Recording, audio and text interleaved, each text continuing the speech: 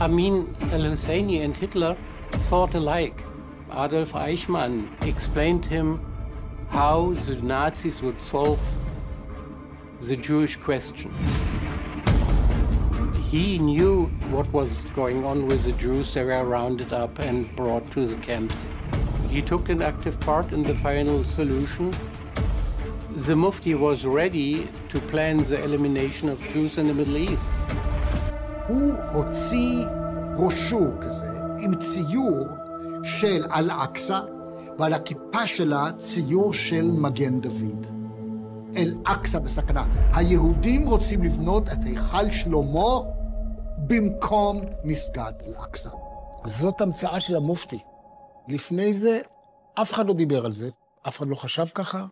عندما يستولي اليهود على القدس فإنهم سيدمرون الأماكن الإسلامية المقدسة وقبل كل شيء المسجد الأقصى.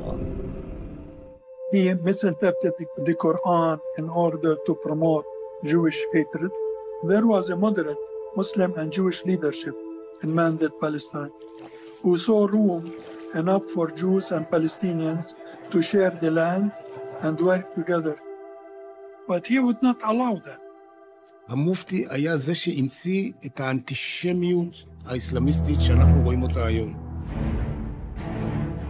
המופתי איגד את כל אותם המקומות שבהם מופיעים אמירות כאלו ואחרות נגד הכופרים לאיזשהו סוג של ספרון מניפסטי, שעל בסיס הספרון הזה הוא הוכיח מבחינה תיאולוגית שלמעשה צריך להרוג את היהודים. זה לא היה קיים באסלאם לפני זה.